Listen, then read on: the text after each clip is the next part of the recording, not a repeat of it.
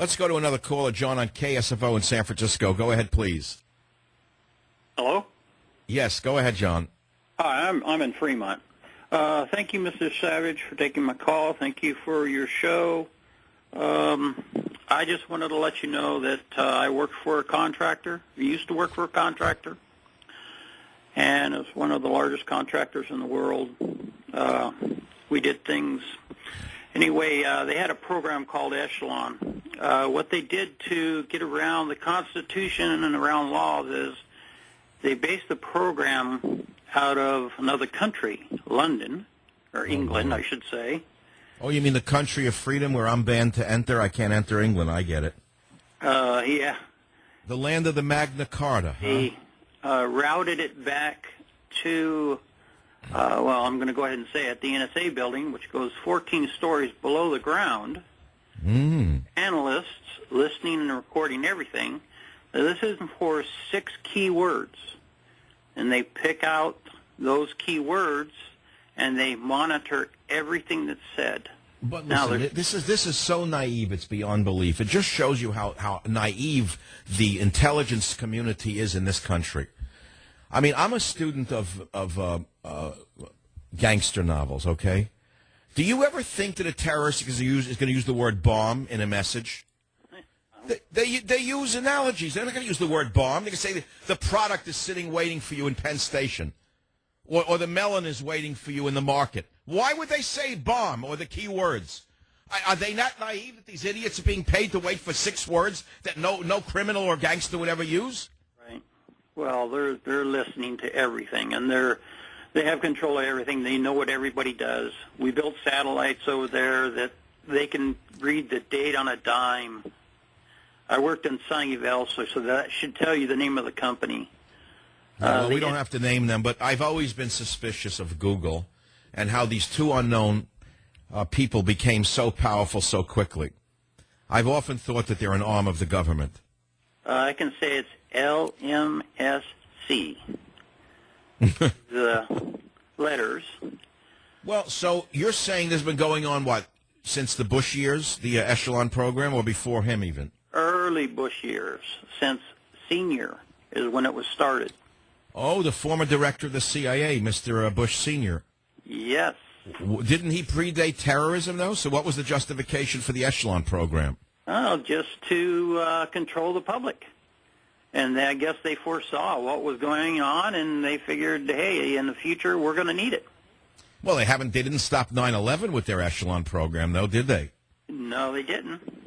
That's because what? They were averse to looking at Muslims? They were only looking for Christians who came back from the war? I mean, well, who were they looking at?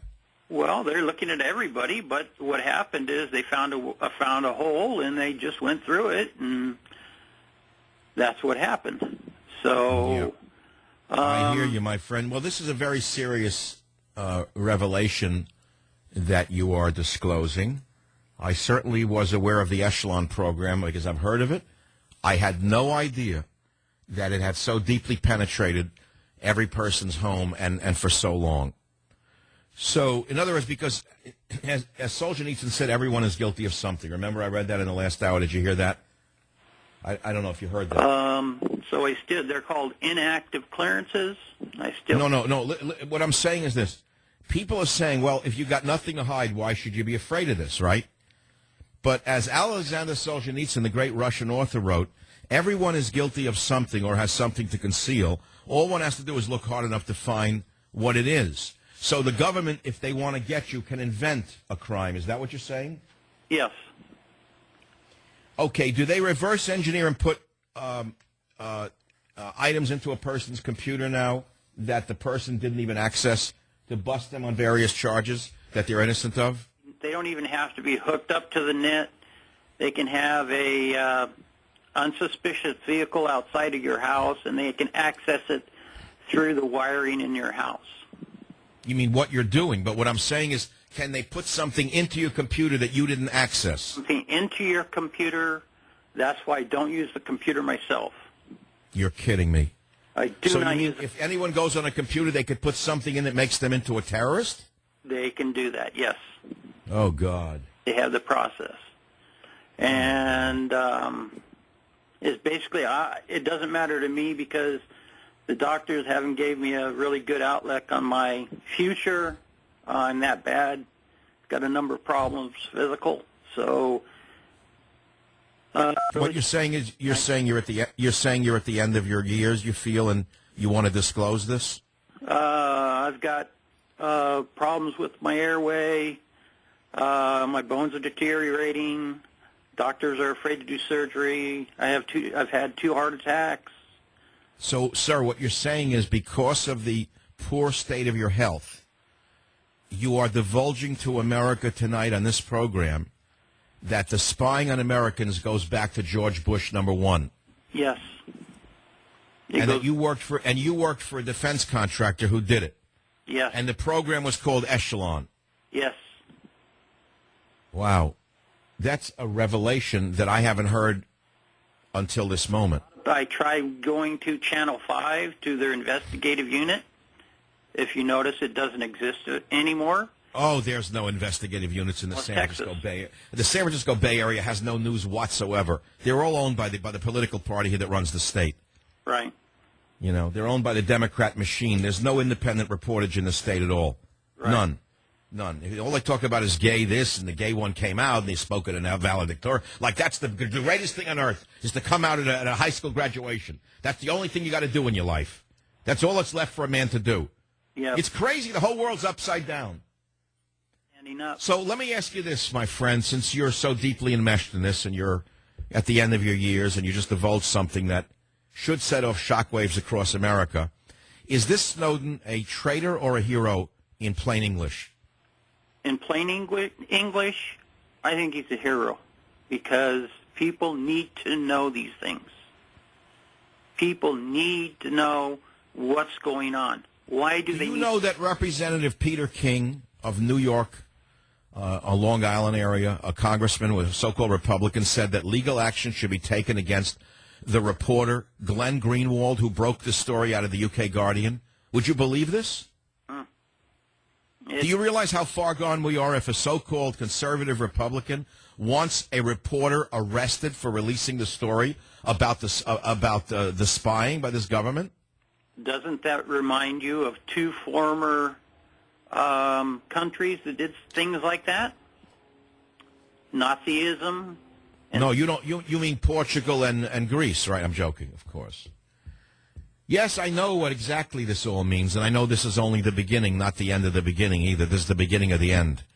Unless the people who have been outed for doing this are arrested almost immediately, this is going to get much worse before it gets better, I believe, John, don't you? Yes, I do, but... They're very dangerous, they're very evil, they're amoral.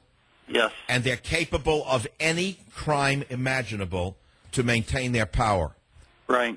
And I think that they're going to do some very terrible things very soon. Well, I know they've done things to me, and I barely make a living now. I'm in poverty. They beat me down pretty far. John, if there's, I'll tell you what, John, if you don't mind, I'll tell you what I'll do for you without giving your name away. I'm going to ask you to stay on the line if you want to. My producer's perfectly great young man. He'll take your name. Maybe we can set up a defense fund for you under like a screen where your name wouldn't be divulged. Be helpful. And maybe some people will send you some money. Well, anything would be helpful. I'm basically running out of doctors. Of course, they give me Medicare, but that doesn't cover much. Tried to get into everywhere, Stanford, everybody, been rejected. Oh, well. What you should do, John, is take a trip to Mexico, get a sombrero, and sneak across the border. You'll get a golden passport to the best medical care in California. Yeah. Just don't say a word in English. 100%. Change your name to a Mexican name. They'll bend over backwards for you. I'll be right back. My call screener told me that the man was deeply emotional and in tears when we spoke off the air. He fears for his life. He's afraid the government is going to kill him now. I mean, take it for what it is. Go ahead, laugh all you want. Make everything into a joke and be sarcastic and cynical and say that's not going to happen. It can't happen here. The man said he was a defense contractor. The man said they've been spying on Americans going back to Bush 1 through the Echelon project. The man said he's broke, he's bankrupt, he's dying. And what can I say to you? All I have is a phone number for him. You know, I'll send them something, but I don't know what else to do. What else can I do? Anyway, 1-800, I forgot my number already, 855-400-SAVAGE. This is a crazy night. I mean, it really is crazy when you realize that we have been living in a kind of fascism of total and absolute control by an out-of-control federal government way beyond and way before Obama, which is why, see, this would explain why John Boehner would call Snowden a traitor. This would explain why the media is moving away from this story. Remember back in the Vietnam War era, there was a song, You've Got to Kill for Peace. And it was a sarcastic song about bombing a village and killing everyone in it in order to get the NVA. And a rock and roller did, you got to kill, kill, kill for peace. So now in the name of terror, we have the right to terrorize you. Is that Obama's new mantra? In the name of terror, we have the right to terrorize you. You'll hear it tomorrow on Limpaw's show. You heard it first on the Savage Nation.